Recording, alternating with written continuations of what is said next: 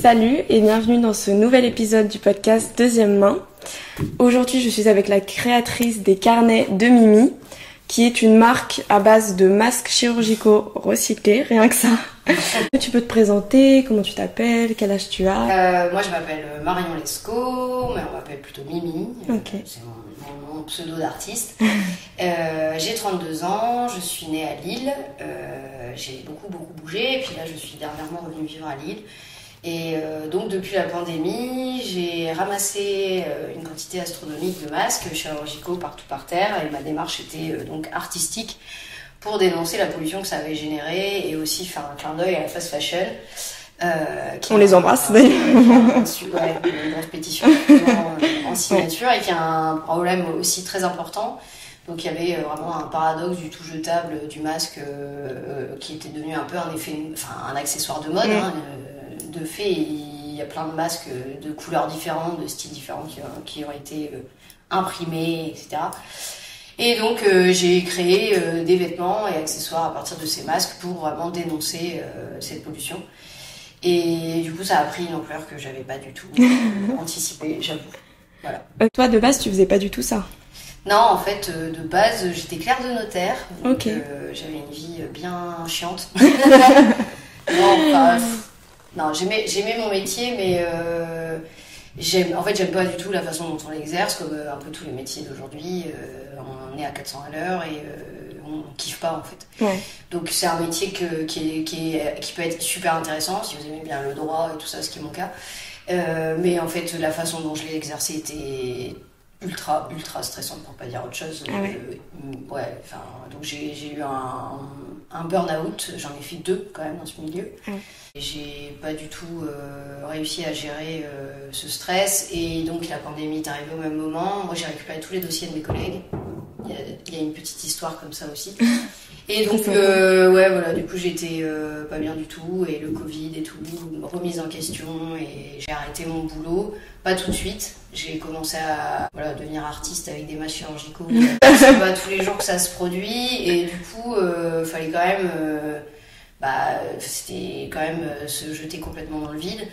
Donc je l'ai fait petit à petit. Okay. Au début j'ai commencé à faire un mi-temps, j'ai fait mon burn-out, j'ai arrêté de travailler pendant plusieurs mois, le temps de m'en remettre. J'ai été sollicitée par une notaire qui voulait absolument travailler avec moi, donc on a travaillé ensemble, en temps plein au départ, et puis je pouvais plus supporter la pression. Même si c'était une super notaire, les conditions de travail étaient merdiques.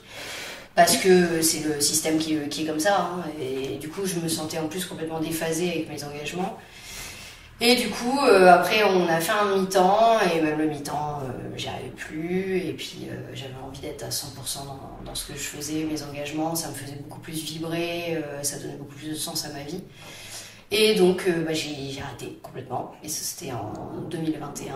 Et là ça fait depuis le mois de juillet 2022, donc presque un an que j'ai créé mon entreprise, le carnet de Mimi. Ça prend son temps, mais petit à petit, je commence à cadrer les choses. Parce que tu avais déjà une conscience écologique, on va dire, pendant que tu étais dans le droit, c'est ça? En fait, je pense que je l'ai depuis toujours. Ok. Enfin, tu sais, on parle de tout le temps des déclics et tout. Il y en a qui en ont, il y en a qui en ont pas.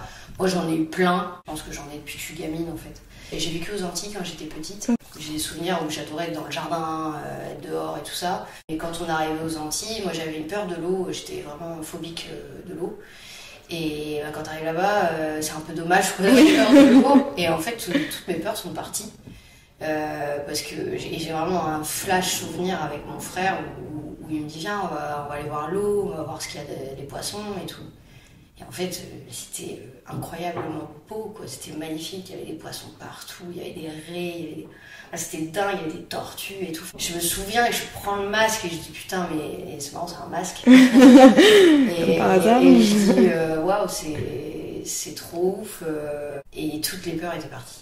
Et donc ça c'est un des premiers, je pense, déclics. C'est ton contact avec la nature qui t'a... Puis la beauté, quoi. Ouais. Je veux dire, c'était... Et du coup j'ai commencé, je pense, à m'émerveiller. Mais moi je m'émerveille devant une fleur, devant un insecte, et de plus en plus. Petite fille, j'avais vraiment peur de plein de choses.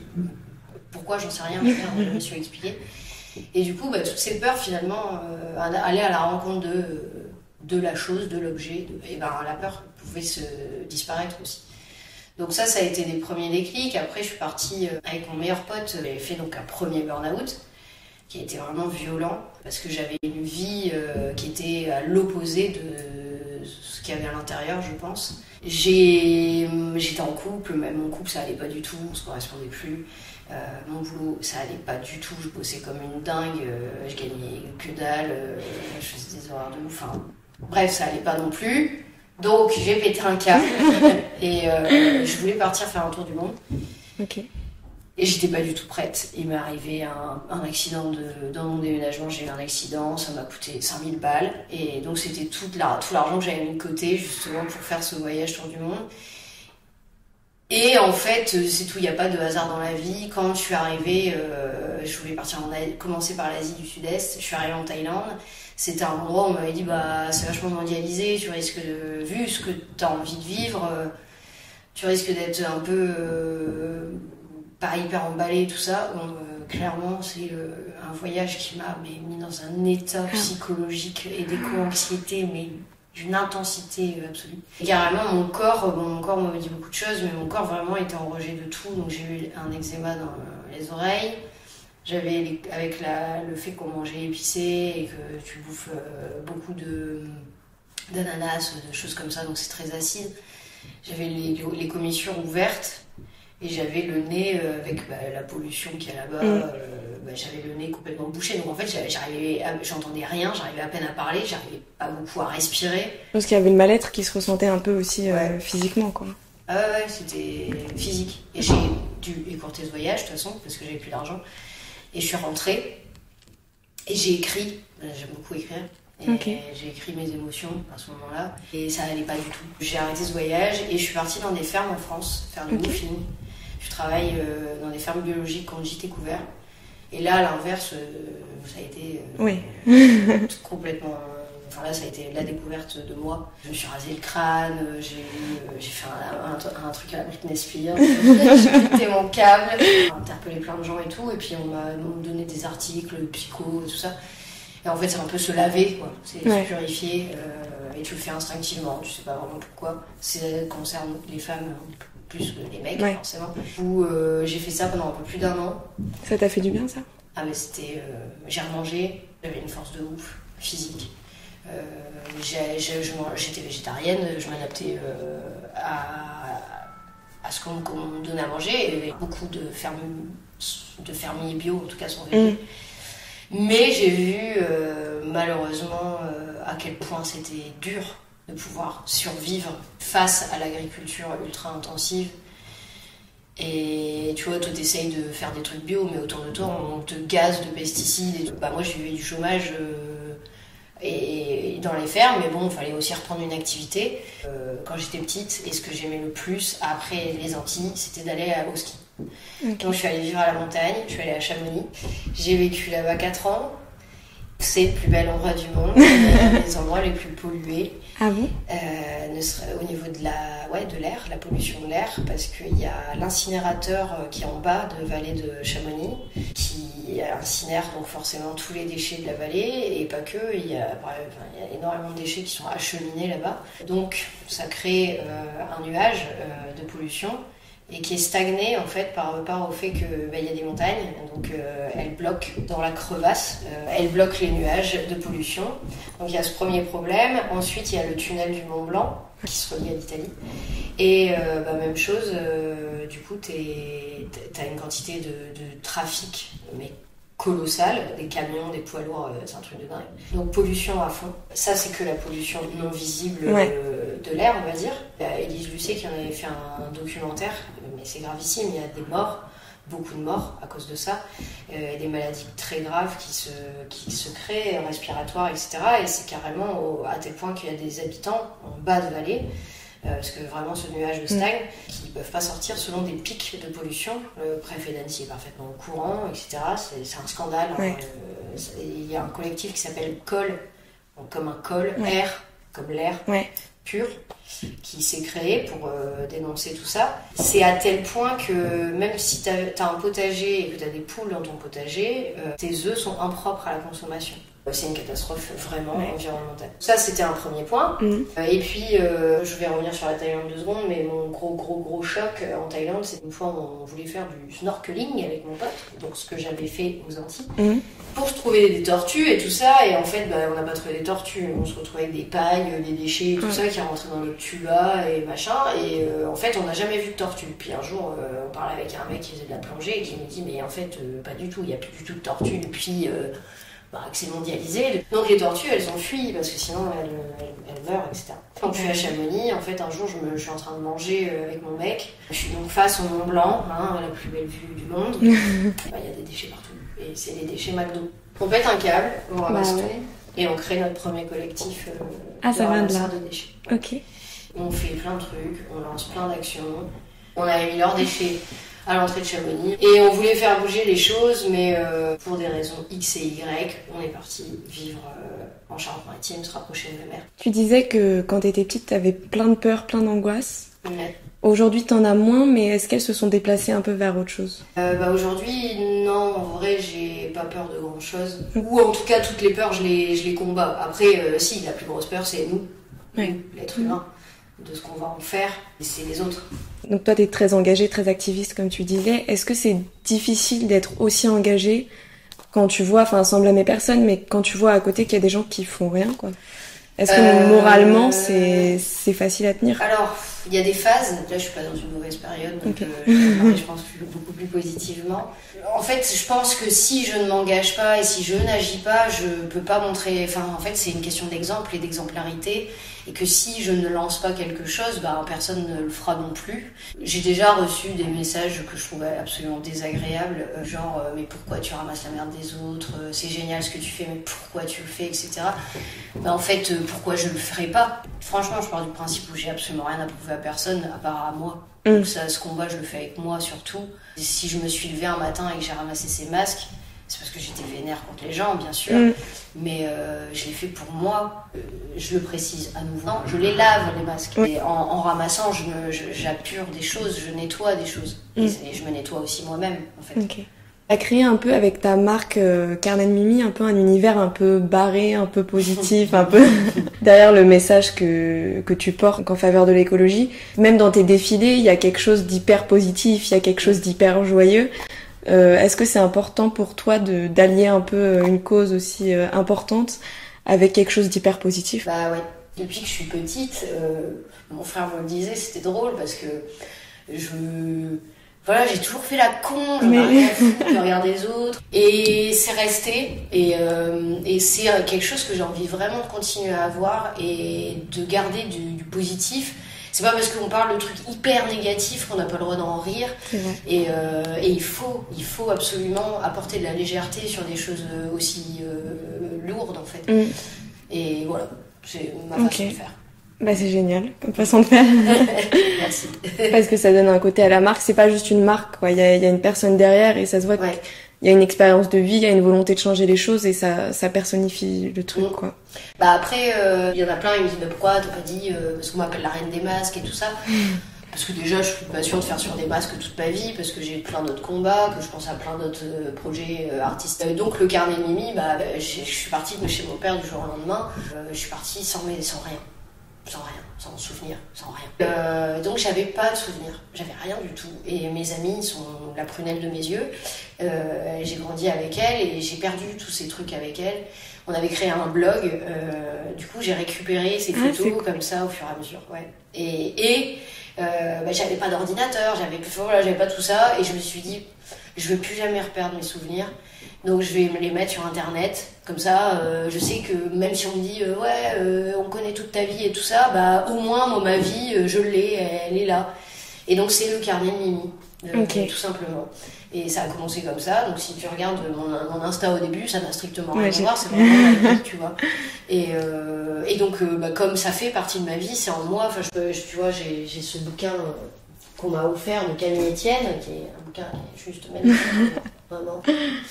qu'elle m'a en plus généreusement dédicacé. C'est un phénomène, cette personne, elle est incroyable. Je me réveille chaque matin avec tous ces engagements, que j'en rêve. Et justement, comme elle peut très bien le dire, le climat, c'est pas politique, c'est pas un sujet. Je sais pas, c'est comme respirer. Je comprends pas que ce sujet ne soit pas en chacun de nous. Ça, parce qu'il l'est. Parce que ça concerne tout le monde. Ouais. Et là où tu le retrouves, c'est chez les enfants. Tu retrouves cette connexion. Et on a perdu l'enfant qu'on était. Et c'est aussi pour ça que tous les liens que je fais dans ma vie, tous les choix que je fais dans ma vie, comme j'expliquais tout à l'heure, je repars dans mon enfance. Tout le temps. Okay. Il y a toujours un travail là-dessus. Tu te dis, qu'est-ce que je faisais quand j'étais petit ? Qu'est-ce que j'aimais ? C'était quoi l'insouciance et tout ça ? Retourner dans son passé, c'est crucial pour créer son futur, je pense. Et tu penses que tu l'as perdu, cette insouciance ? Ah non, alors, mais c'est pour ça que je suis folle. Mais c'est pour ça que je fais des trucs débiles. Enfin, voilà. C'est pas débile, c'est... Non, mais moi, je oui. me marre. Est-ce que tu penses que les enfants, aujourd'hui, ils ont beaucoup à nous apprendre dans la manière dont ils sont connectés avec la nature autrement, quoi ? Moi, je me souviens quand je me rappelle de ce qu'on apprenait enfant, on apprenait des animaux, la nature, enfin des choses comme ça. On explique souvent, et je ferai l'exercice, je ne saurais pas non plus le faire, donc, c'est pour ça que je ne juge personne. On va te demander de donner 20 marques, et on va dire, donne 20 espèces d'oiseaux. Bon, les 20 marques, tu les sors en 2 secondes. Les 20 espèces d'oiseaux, bon courage. Au Bois de Boulogne, il y a la Fondation Good Planet, qui est un endroit magnifique. C'est sublimissime. Et en fait, tu te reconnais complètement aux espaces naturels et tout ça. C'est hyper important, rien que pour les sens, pour le développement sensoriel. Voilà, c'est évident. Et les enfants, c'est des grands messagers. Parce qu'ils n'ont pas de filtre et comme on dit, avec la vérité qui sort de la bouche des enfants. Et c'est eux qui m'ont sorti la Reine des Masques. Et ce qui est hallucinant, cette histoire de la Reine des Masques, j'aime trop. C'est génial comme titre. C'est surtout que j'ai fait plusieurs écoles qui m'ont appelé comme ça sans savoir. Il n'y a aucun gamin qui a communiqué ensemble. Et c'est ça qui est dingue. Et parce que t'es allée voir des... Oui, moi je suis allée... En fait, ma toute première robe de masque, ça a été fait pour aller retrouver un ami, quelqu'un qui est devenu un ami aujourd'hui, qui avait ramassé des milliers de masques en faisant Marseille-Paris à pied. C'est l'escargot anglais, c'est un grand malade. Lui aussi est complètement taré. Et du coup, j'avais créé une robe. Mais la toute première raison pour laquelle j'avais envie de faire cette robe, c'est pareil, quand tu penses à ton enfance, t'es une fille. Je sais pas si tu as le même ressenti. Quand j'étais petite, je regardais les filles. Et j'avais une admiration à me dire, je me projette. Ah, elle a des beaux cheveux, elle est comme ci, elle est comme ça, ses ongles, ses machins. On fait attention à tous ces détails. Et du coup, ça a créé la femme que tu seras peut-être plus tard. Donc, je me suis rappelé ça. Et je me suis dit, mais qu'est-ce qui pourrait interpeller les gosses ? Et moi, j'avais plein de déguisements de princesse. J'adorais ça. Je pensais à ça. Et je me suis dit, tiens, je vais créer une couronne. Donc, bon, la Reine des Masques, j'avais quand même créé une couronne. Hein. C'était quand même... ça sous-entendait, oui, le côté reine. Et la robe et machin. Et donc, je venais toute bien habillée, pimpée, avec des talons. Et naturellement... C'est pareil, c'est des souvenirs que moi j'avais petite. Alors, j'avais peur de tout, j'étais timide et tout. Mais quand même, j'ai souvenir de, tu sais, le toucher. Les enfants, ils viennent naturellement te prendre la main. Ouais. Et cette sensation, elle est en rien qu'une main. Enfin, je sais pas, la douceur d'une main d'enfant, c'est exceptionnel. Et juste ça, et les filles qui viennent et qui viennent te faire un câlin et tout, c'est génial. Alors, je l'ai fait en reine des masques, puis je l'ai fait aussi en super-héroïne de masque. Donc, je venais avec une cape de super-héros. Et moi, je faisais vraiment un passage express en disant, voilà, regardez, je suis super-héros des masques. Et les gamins m'ont vu 5 minutes. Et on revenait après avec cette école, par exemple, on a refait un ramassage en 2 semaines après.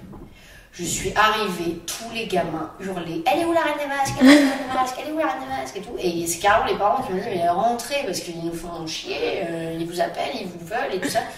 J'ai fait un effet sur ces gamins, mais j'en étais hyper émue. Tu vois, tu peux dire, tu peux être déçu des gens et tout ça, mais en fait, ton plus, ton moins, tu fais ton équilibre, tu fais ta balance et c'est magnifique.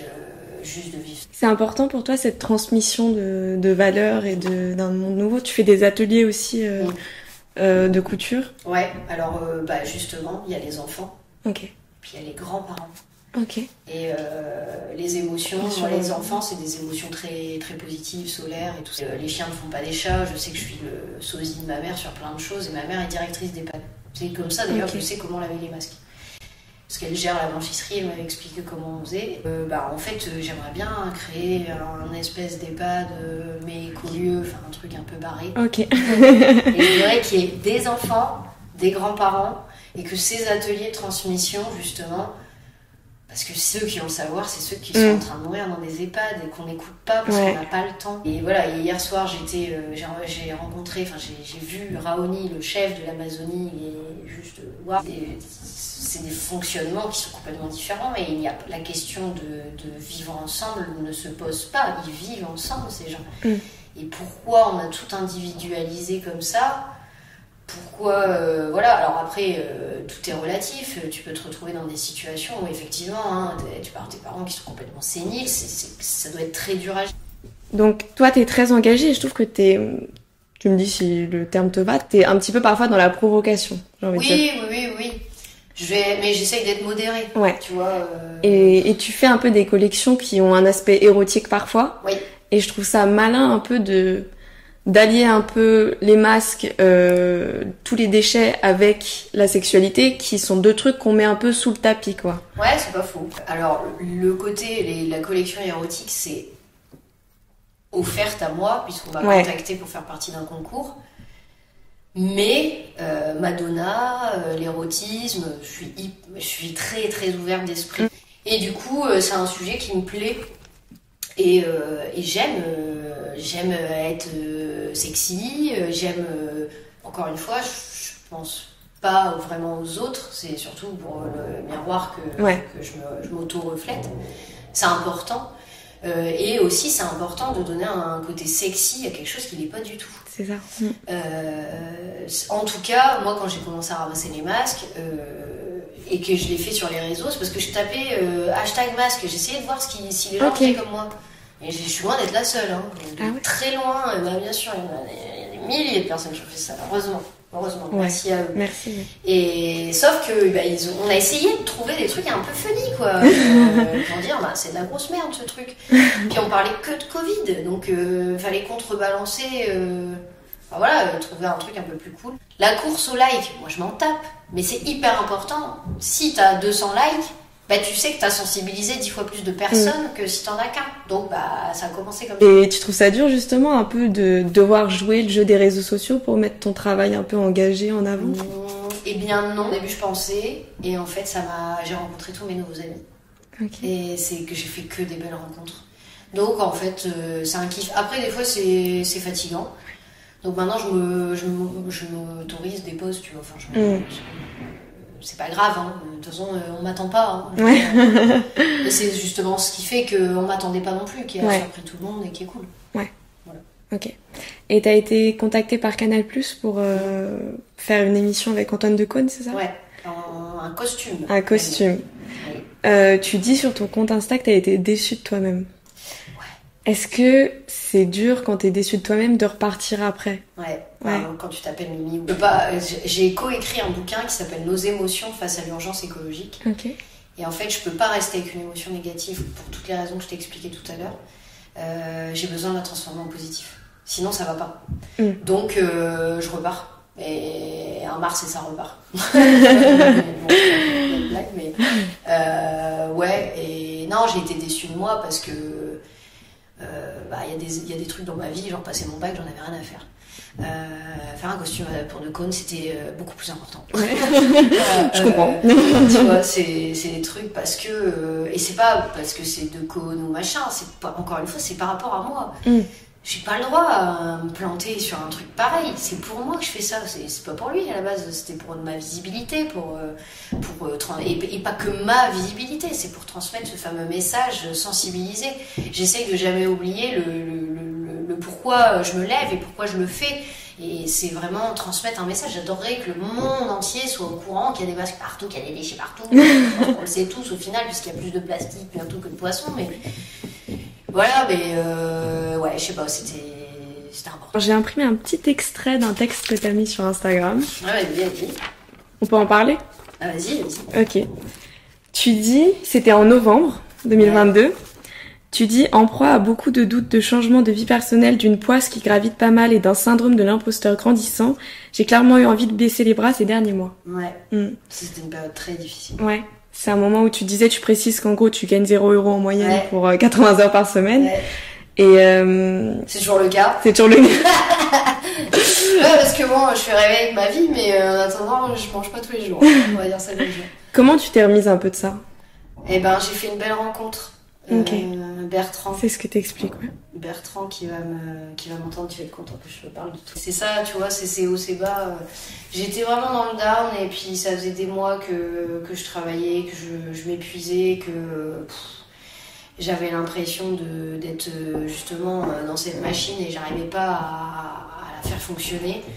Et puis un jour, j'étais justement à la Fashion Week 2022 qui est énergivore de ouf parce que t'es partout. Puis tu vas t'exposer dans un monde où tu n'as rien à faire dedans. C'est un monde violent aussi, ouais. Hyper violent. Ouais.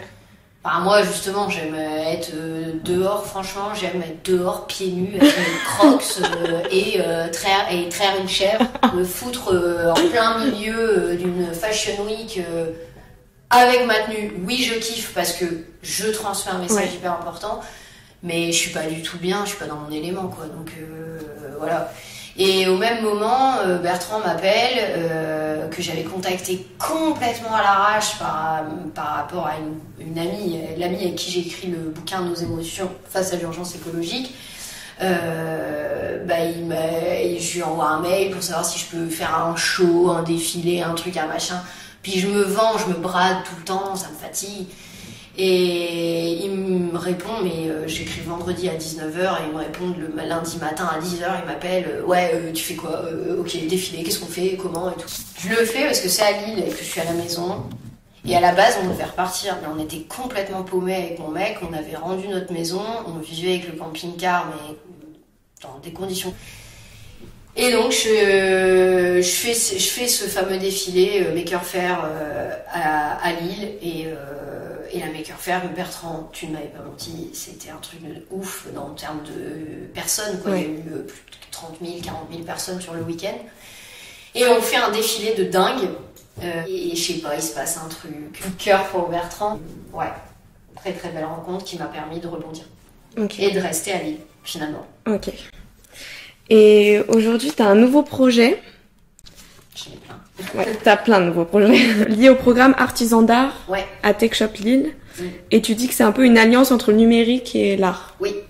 Est-ce que pour toi, c'est compatible? Oui. Ok. En fait, je suis tombée grâce à Bertrand.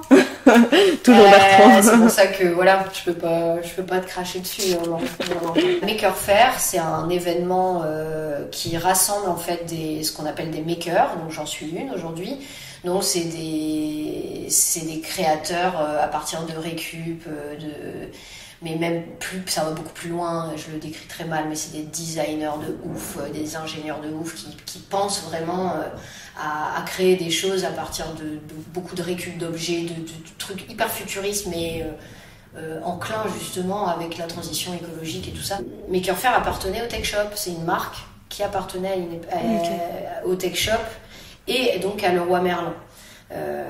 Et puis finalement, tout ça s'est séparé, et donc si je dis pas de bêtises, je dis peut-être des grosses conneries là, mais c'est pas grave. Et donc le Tech Shop, c'est Bertrand qui l'a mis en place en partie à Lille. C'est un Fab Lab qui est juste franchement mais incroyable. Il y a un nombre de machines incalculable qui valent une fortune que je pourrais jamais me payer.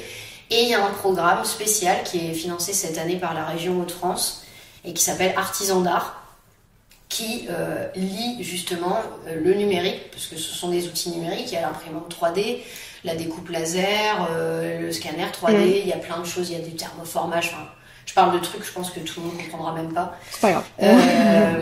Voilà, mais tout ça pour dire que moi je voulais expérimenter plein de tests et tout ça, et c'est ce que je peux faire là-bas. J'aimerais bien lancer un financement en recherche et développement là-bas, pour réfléchir à de l'impression 3D à partir de masques que j'aurais filamentés. Je découpe maintenant grâce à le laser, en fait, vous pensez vraiment à X-Men. C'est ça, mais c'est une machine qui le fait. En fait, ça permet de découper des formes bien, mais vraiment que tu fais à partir de logiciels, Illustrator et tout ça. Ouais.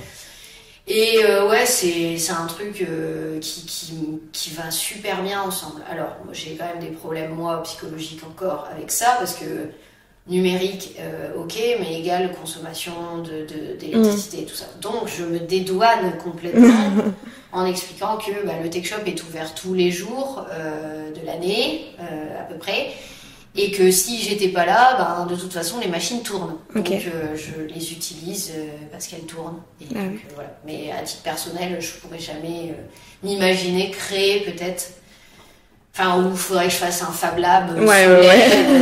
Bref, on va pas rentrer là-dedans parce que ça va partir. Tu as commenté sous une de tes publications il y a 3 jours la citation « Tout arrivait à son départ ». Ouais. Tu peux nous en parler ? Je pense à Kerry James quand je parle de ça. Et donc ça n'a strictement rien à voir avec le poste. C'est que Kerry James, c'est une chanson qui parle en fait de l'immigration, le racisme, l'homophobie, la grossophobie, toute forme de discrimination me révulse.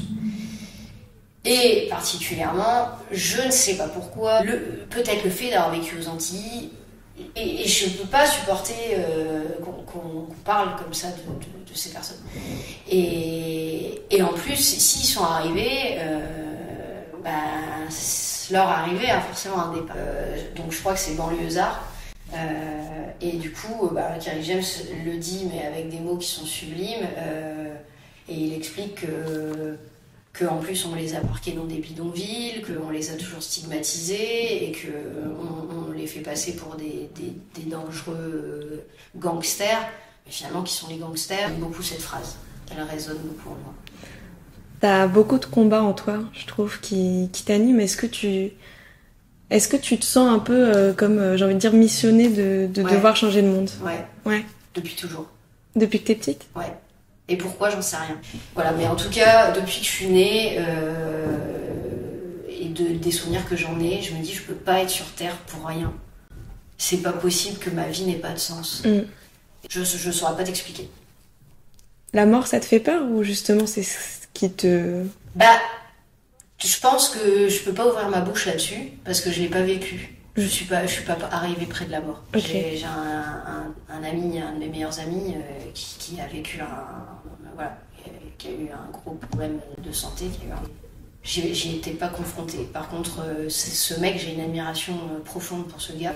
Lui, c'est un combattant. Et du coup, sa force me fait penser que je n'aurais pas peur. Parce qu'il s'est tellement battu que la mort, il a dépassé. C'est lui qui a eu raison sur la mort. Donc, je sais pas. Mais je dirais que j'ai pas peur. Ok. Et aujourd'hui, t'as l'impression de changer le monde ? Déjà, j'ai surtout changé ma vie. C'est déjà une bonne partie du monde. J'ai changé mon monde par conséquent. Non, clairement pas. C'est Camille Etienne, j'ai eu la chance qu'elle me le dédicace, le bouquin, donc je vais lire sa dédicace. Pour Mimi, merci pour la créativité avec laquelle tu éclaires notre combat. Merci d'être de celles qui se soulèvent. Alors ce que j'aime, c'est qu'elles mettent déjà au féminin, parce qu'effectivement, les femmes ont une part très importante. Je la compare à Simone Veil, cette fille. Bah oui. Simone Veil de l'écologie, Tout à fait. C'est peut-être sa réincarnation. C'est pas possible. Qui sait Les deux étaient vivantes. On est toutes très nombreuses, quoi. Il y a un film qui est magnifique qui s'appelle Bigger Than Us, qui m'a suscité à peu près les mêmes émotions que le film de Raoni hier, et qui parle en fait de jeunes activistes qui se sont soulevés justement parce que c'était plus fort qu'eux. Tu vois, souvent on me dit bravo, merci, bravo, mais en fait si je le fais, c'est pas pour qu'on me dise bravo ou merci, c'est parce qu'en fait je sais pas faire autrement, c'est ça. Donc on est une super belle team. Super. Merci beaucoup Marion, c'était super. À toi. Et nous on se retrouve la semaine prochaine pour un nouvel épisode de Deuxième Main. Salut!